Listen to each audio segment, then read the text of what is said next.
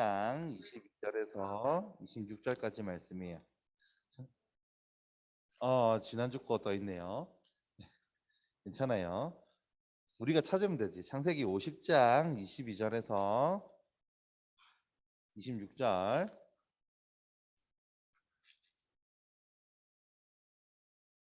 오늘은 요셉에 대해서 마지막 시간인데요. 자, 우리 말씀 한번 함께 볼게요. 창세기 50장 22절에서 26절까지 말씀 목사님이 읽어드리겠습니다. 요셉이 그의 아버지의 가족과 함께 애굽에 거주하여 110세를 살며 에브라임의 자손 3대를 보았으며 므낫세의 아들 마길의 아들들도 요셉의 스라에서 양육되었더라. 요셉이 그의 형제들에게 이르되 나는 죽을 것이나 하나님이 당신들을 돌보시고 당신들을 이 땅에서 인도하여 내사 아브라함과 이삭과 야곱에게 맹세하신 땅에 이르게 하시리라 하고, 요셉이 또 이스라엘 자손에게 맹세시켜 이르기를 하나님이 반드시 당신들을 돌보시리니 당신들은 여기서 내 해골을 메고 올라가겠다라 하였더라. 요셉이 110세의 죽음에 그들이 그의 몸에 향 재료를 넣고 애굽에서 입간하였더라. 아멘. 여러분들은 고향이 어딘가요? 고향 몰라요. 한 곳에서 오랫동안 자란 친구들도 있을 거고, 목사님처럼 이사를 많이 다닌 사람들은 고향이 어디라고 딱히 말하기가 좀 애매한 경우가 많아요. 그래서 사람들이 고향이 어디냐 물어보면 잘 모르겠다고 대답을 하든지 아니면 이사를 했던 여러 곳 중에 하나를 이야기하든지 해야 되죠. 목사님은 마산에서 태어났어요. 이 마산에 가면 마산역이라고 하는 곳이 있는데, 마산 철도역이 있는데 그 철도역에서 계단으로 내려가면 바로 있는 슈퍼마켓이 한때 저희 집이었어요. 지금도 거기 슈퍼마켓을 하는지 모르겠어요. 태어나서 초등학교, 목사님 때 국민학교 2학년까지 하고 3학년이 되기 직전에 이사를 갔어요. 그래서 이사를 갔던 그곳이 목사님에게는 마음의 고향 같은 곳이에요. 추억이 더 많기 때문이죠. 창원군 동면에 있는 주남 저수지, 저수지 앞에 목사님이 이사를 갔어요. 거기서 초등학교 3학년 때부터 중학교 2학년 때까지 살았는데, 목사님이 거기를 고향으로 생각하는 건 가장 많은 어린 시절의 추억이 거기에 있기 때문이고, 목사님이 처음 만났던 첫사랑의 추억이 거기에 있기 때문이고, 네, 여러 가지 추억이 거기에 있기 때문에 그렇게 거기를 고향이라고 생각해요. 목사님이 아내를 만나고 연애를 하면서 거기에 한번 갔어요. 여기가 나 어린 시절 살던 곳이야 이러면서 이제 그 추억 서린 곳에 지금의 아내를 데리고, 거기가 주담저 수지가 철새 노래지라 가을에 가면 진짜 새가 징그러울 정도로 많아요. 그러니까 논 하나 안에 새가 빽빽하게 앉아 있는 모습을 볼 수 있는데, 철새 노래지 거기에 이제 갔어요. 정말 많이 달라졌더라고요. 강둑이던 곳에 그냥 그때는 흙둑이였는데, 그래서 그 뚝기를 걸으면서 뭐 개구리도 잡고 막 이렇게 했었는데 다니기 좋게 나무 데크가 다 깔렸더라고요. 그렇게 바뀌고, 똑같은 장소인데 분명히 내가 놀았던 장소, 여기는 내가 뱀굴에서 겨울에 겨울잠을 자고 있는 뱀을 끄집어내던 곳인데 그런 장소가 사라지고 그런 추억 어린 것들이 다 달라졌던 걸 보게 됐어요. 추억이 깃들어 있는 사람들도 거기에는 없고 내가 알고 있던 풍경도 달라져서 마음이 참 이상했어요. 근데 그 당시에 거기 우연히 어린 시절에 알던 친구를 만났는데, 그 친구도 타 지역에 살다가 하필 그날 부모님 댁이 거기 있으니까 놀러 온 거였어요. 친구 만나니까 진짜 고향에 왔구나 이런 생각이 들었어요. 그래서 고향이라고 하는 게 장소가 아니고 사람이 아닐까 그런 생각을 해보기도 했어요. 여러분, 우리가 이 요셉의 마지막 장면을 우리가 지금 좀 다루려고 하는데요. 요셉이 고향에 대한 그리움, 고향에 대한 목마름을 보여주고 있는 걸 보게 돼요. 여러분, 우리가 말씀을 쭉 살펴가면서 봤듯이 요셉이 몇 살 때 팔려가지고 이집트로 왔죠? 자, 이제 성경 퀴즈 대회가 다음 주에 있는데 이런 거 문제로 나오기 딱 좋겠죠. 요셉이 몇 살 때 이집트로 노예로 팔려왔나요? 17살 때. 그죠? 유심히 읽어보면 나오겠죠. 그 요셉이 총리가 되었던 나이는 30살이에요. 잘 기억해요. 요셉이 몇 살에 총리가 됐다고요? 30살에, 30살에, 17살에 잡혀와가지고 30살에 총리가 됐어요.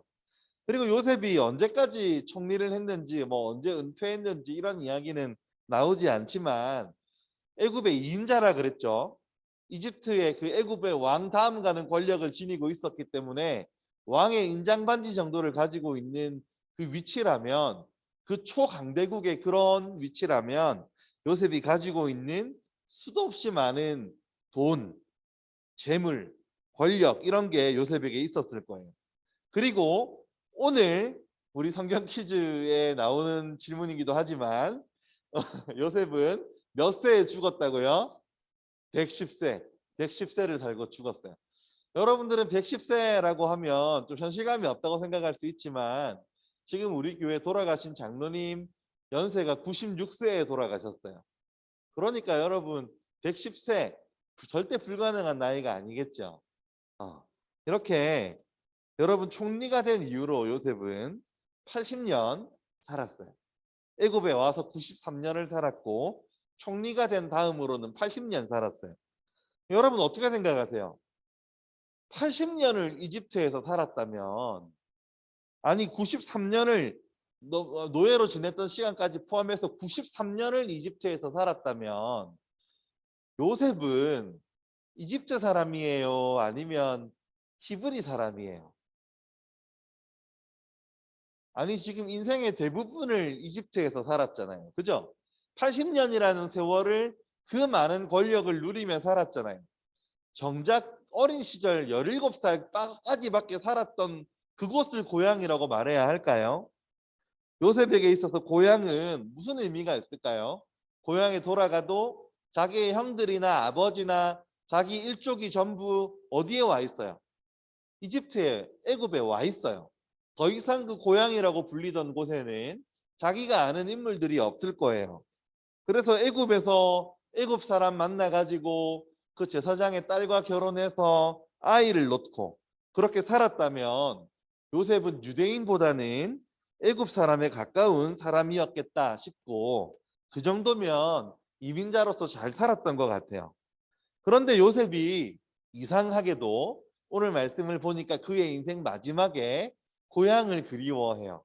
고향. 하나님의 약속의 소망을 두고 하나님의 통치하시는 하나님의 나라를 그리워하는 거예요. 사람들이 전부 잘 사는 거 원하잖아요. 가난하게 힘들게 살기를 원하는 사람은 없을 거예요.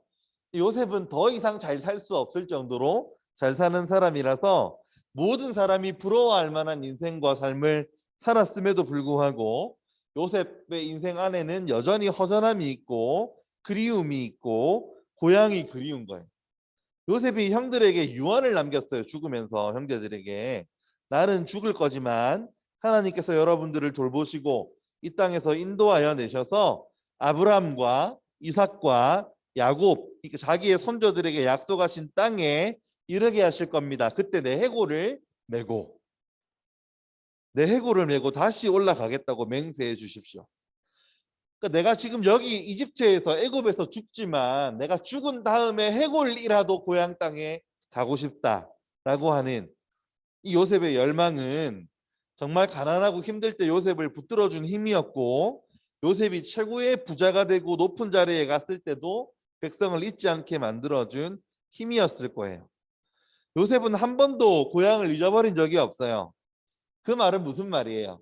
이집트에서 누리고 있는 자기의 권력이나 돈이나 뭐 지위나 이런 것들이 진짜 나가 아니라 내가 진짜 가야 할 곳이 어디라고 생각했단 말이에요? 가나안 땅. 가나안 땅. 하나님께서 자기 선조들에게 약속해 주셨던 그 땅에 가는 것이 진짜 나이고 그게 진짜 내 모습이라고 요셉은 그렇게 생각했다는 거예요. 근데 여러분 우리가요, 이 요셉의 모습을 보면서 오늘 우리의 모습을 조금 떠올려 봤으면 좋겠다는 거예요. 이 땅에서 성공했다고 말하는 수많은 기독교인들의 모습 속에서 하나님의 나라, 원래 우리는 어디예요? 예수님을 믿었기 때문에 하나님 나라가 우리의 본향이라고 말하고 천국이 우리의 고향이라고 말하는 삶을 살아가면서도 우리가 이 땅을 더 좋아하고 이 땅에 취하고 이 땅의 높은 자리가 내 것인 것처럼, 마치 그게 원래 내 자리인 것처럼 그렇게 생각하고 살아가는 모습이 오늘 우리들에게는 있지 않나 하는 거예요. 요셉은 그렇게 많이 성공하고 그렇게 높은 자리에 올라갔음에도 자기의 고향을 잊지 않았는데, 그래서 그 해골이라도 고향에 돌아가기를 원했는데, 이 자리에 있는 우리 초등부 친구들과 우리 선생님들과 목사님에게 있어서 정말 우리의 고향이 하나님의 나라이고 우리가 진짜 가야 할 곳이 천국이고, 그래서 그곳을 애타게 기다리고 소망하고 그렇게 살아가려고 하는 그 모습이 우리에게 있느냐 하는 거죠. 우리에게 있느냐. 그렇게 그 고향을 생각하며 살기보다는 이 땅에서의 삶에, 이 땅에서의 성공과 형통에 더 많은 무게중심을 두고 살아가는 우리 모습을 발견하게 되죠. 목사님은 오늘 성경을 읽으면서, 오늘 이 본문을 읽으면서 정말 더 감동이 되었던 건, 요셉도 감동이 되었지만 여러분, 요셉의 유언을 지킨 이 유대인들이 더 대단해 보여요. 요셉이 지금 자기 해골 가지고 고향 땅에 가달라고 이야기를 했는데, 이스라엘 백성들이 400년 동안이나 400년이, 예, 여러분 400년, 무려 400년 동안이나 이집트 땅에서, 애굽 땅에서 노예 생활을 하고 거기를 탈출해서 가나안 땅으로 돌아갈 때, 여러분 그들이 요셉의 뼈를 메고 나와서 가나안 땅으로 들어가요. 여러분 출애굽기 13장 18절 19절 여기 목사님 읽어드릴게요. 출애굽기 13장 18절 19절인데 읽어드릴게요. 그러므로 하나님이 홍해의 광야길로 돌려 백성을 인도하심에 이스라엘 자손이 애굽 땅에서 대열을 지어 나올 때에 모세가 요셉의 유고를 가졌으니, 이는 요셉이 이스라엘 자손으로 단단히 맹세하게 하여 이르기를 하나님이 반드시 너희를 찾아오시리니 너희는 내 유고를 여기서 가지고 나가라 하였음이더라. 여러분 400년 전에 우리나라가 어떤 나라였는지 기억해요? 400년 전에 우리나라는 어떤 모습이었을까요? 대한민국이었나요? 아니겠죠. 무슨 나라였을까? 조선시대였을 거예요. 그죠? 400년 전이면 조선시대였을 것이고, 400년 전이면 우리가 나중에 국사를 배우면서 배워야 되는 여러 임금님들이 이 땅을 지배하던 그 시기의 나라일 텐데, 여러분 그때 임금님들이 했던 약속을 여러분은 기억합니까? 그때 임금님들이 어떤 정책을 폈는지 여러분은 기억합니까? 못해요. 우리가 그런 걸 어떻게 알고 살아요? 지금 우리 살기도 바쁜데. 그런데 이스라엘 백성들은 노예로 400년을 살았는데도 불구하고 나갈 때, 이제 자유를 얻어서 나갈 때 요셉의 유고를 들고 나갔다는 거예요. 왜요? 왜 그걸 그렇게 중요하게 생각했나요? 이 이스라엘 백성들에게 우리가 진짜 가야 할 곳은 이 이집트 땅이 아니고 우리의 고향이 있다는 것을 분명하게 알고 그것을 요구했던 요셉의 뼈를 가지고 갔다는 거예요. 여러분, 나는, 목사님은 이 사람들이 너무너무 대단해 보여요. 어떻게 그걸 400년 동안이나 기억할 수 있었을까요? 어떻게 그렇게 노예로 있다가 급하게 나오는 그 상황에 요셉의 뼈를 챙길 수 있었을까요? 목사님은 그들이 대를 이어서 계속 우리가 가야 할 곳이 어디인지를 이렇게 이야기해 주었을 거라고 생각해요. 부모가 자식에게, 자식이 또 그 자식에게 계속해서 우리가 어떤 사람들이고 어디로 가야 할지를 계속 이야기해 주었다고 생각해요. 그게 아니면 이걸 우리가 이해할 수 없겠죠. 한 번도 애굽에서 그들이 죽을 곳, 그들의 뼈를 묻을 땅으로 400년을 살면서도 그렇게 생각한 적이 없었다는 거예요. 환란 중에 있을 때도 거기는 그들의 땅이 아니었고, 성공과 형통 중에 있을 때도 거기는 우리의 본향이 아니었어요. 여러분, 우리가 이 땅을 살아가는 나그네입니다. 우리 기독교인들은, 예수님을 믿는 사람들은 이 땅이 전부가 아니라고 믿고 살아가는 사람들이에요. 우리는 돌아갈 곳이 있어요. 본향이 있어요. 그곳이 어디냐면 천국이에요. 이번 주에 여러분, 우리 교회에 장례가 세 군데나 났어요. 그래서 목사님 장례식장을 많이 다녀오고 있어요. 장로님 2분 돌아가시고 또 우리 어떤 집사님 모친분 돌아가셨는데 다 예수님을 잘 믿다가 돌아가신 분들이에요. 90년이 넘게 인생을 살면서 하나님 나라를 바라보고 하나님 나라에 가기를 소망하고 장례식장에서 우리 아버님 천국에 가셔서 먼저 가신 이분함 장로님도 만나고 먼저 가 계신 계준이 전도사님도 만나고 먼저 가 계신 우리 믿음의 선조들을 만날 거다. 그 소망하고 그것으로 위로를 얻고 그것으로 힘을 얻고 장례 예배를 드리는 유족들을 봐요. 이 땅의 삶이 전부이면 사망 진단서가 나오는 그때 그 인생이 끝나버린 것이고 그 인생의 성공을 이 땅에서 얼마나 많은 돈을 벌었는지 이 땅에서 얼마나 많은 걸 남겼는지로 평가하겠지만 우리 예수님 믿는 사람들은 장례식장에서 그 사람의 인생을 그런 걸로 평가하지 않아요. 그가 마침내 가는 곳이 어디인가, 어디로 그가 돌아가는가, 또 그의 인생을 보게 되겠지요. 사랑하는 친구 여러분, 요셉 이야기의 결론이 뭐예요? 요셉 이야기, 성경에서 요셉 이야기 마지막으로 하고 있는 이야기가 뭐예요? 요셉이 총리가 되었어요. 와, 짝짝짝 하고 끝나는 것이 아니라 성경이 요셉 이야기의 마지막으로 하고 싶어 하는 것은 요셉의 유골이 가나안 땅으로 돌아갔다 하는 이야기예요. 그래서 요셉의 이야기는 요셉의 성공 이야기도 아니고 요셉의 출생 이야기도 아니고 하나님의 약속에 대한 이야기이고 예수 믿는 사람들의 구원에 대한 이야기예요. 요셉이 아무리 오래 살았어도 이집트 땅에 애굽 땅에 마음을 붙이고 살 수 없었듯이 우리가 이 땅을 살아가면서 이 땅에 마음을 붙이고 살 수 없고 하나님 나라를 바라보고 소망하며 살아가야 하는 것이 우리라고 하는 거죠. 사랑하는 초등부 친구 여러분, 우리가 예수님을 믿는다고 하는 이야기는 우리에게 돌아갈 곳이 있다고 하는 이야기예요. 내가 어디서 어떻게 죽든지 돌아갈 곳이 있다고 하는 것을 믿는 거예요. 여러분, 예수님의 십자가와 부활을 믿는다고 하는 것은 마찬가지예요. 하나님의 약속의 나라를 유업으로 이을 사람이 되었다 하는 것이에요. 목사님이 여러분에게 부탁하고 싶은 것은 여러분 이 땅에서 많이 양보하고 사세요. 많이 놓아도 괜찮아요. 왜요? 그게 우리의 전부가 아니니까. 이 땅에서 성공하지 않아도 괜찮아요. 이 땅에서 남을 이기지 않아도 괜찮아요. 왜요? 우리의 고향이 여기가 아니니까. 목사님이 너무너무 안타까운 것은 오늘날 우리가 전도하기 너무 힘든 거는 그런 거라고 생각해요. 예수님을 믿는다라고 고백하는 사람들은 돌아갈 하나님의 나라가 있다고 믿는 사람들인데 나는 돌아갈 하나님의 나라가 있다고 말하면서도 하나도 손해를 안 보려고 하는 그 모습에 사람들이 고개를 내젓는 거예요.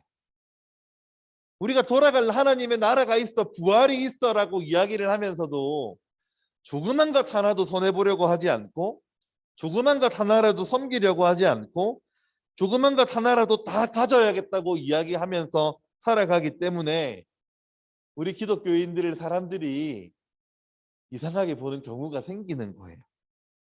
뭐가 정상이지요? 우리가 하나님 나라에 소망을 두기 때문에 미워할 수 없고 교만할 수 없고 자랑할 수 없고 대충 살 수 없고 우리가 즐거움만을 쫓고 살아갈 수 없고 재물이 없다고 불행하다고 말할 수 없고 그래서 집착할 수 없다고 해야 우리가 정상이지요. 우리가 하나님의 나라의 마음을 많이 쏟고 있지 못하다면 이미 우리는 여기 이 땅에 너무 많은 관심을 빼앗겼는지 몰라요. 그러나 꼭 기억하세요, 초등부 친구들. 우리가 살아가는 이 땅은 이 땅은 우리의 본향이 아니에요. 나그네 길의 여정일 뿐이에요. 요셉이 총리가 되었어도 이만하면 성공했다고 거들먹거리면서 나 이제 성공했다고 이야기하지 않고 살아갈 수 있었던 이유는 그 형제들을 용서하면서까지 그렇게 고향을 그리워하고 내 뼈라도 고향에 데려가게 해달라고 했던 이유는 그 고향에 대한 소망 때문이었어요. 우리는 예수님 믿는다고 이야기하면서 하나님 나라를 많이 생각하고 살지 않아요. 그게 너무너무 안타까운 일이죠. 사랑하는 친구 여러분, 우리가 예수님의 죽어주심으로, 예수님의 부활하심으로 영생이라고 하는 걸 얻었기 때문에 우리가 그 영생을 가지고 영원한 하나님의 나라를 소망하며 살아가는 것이 마땅하겠죠. 그렇게 살아가는 우리 모든 친구들 되기를 바랍니다. 기도할까요? 사랑과 은혜가 많으신 주님, 요셉이 고향 땅으로 너무너무 돌아가고 싶어서 17년밖에 살지 않았지만 하나님의 약속이 있고 선조들이 이었던 유업이 있는 그 땅을 바라보면서 내 뼈라도 돌아가고 싶다고 말하고 마침내 요셉의 뼈를 그 땅으로 가지고 가는 이스라엘 백성들의 모습을 보면서 그들의 마음이, 그들의 정신이 어디에 가 있었는지를 주님 우리가 보게 됩니다.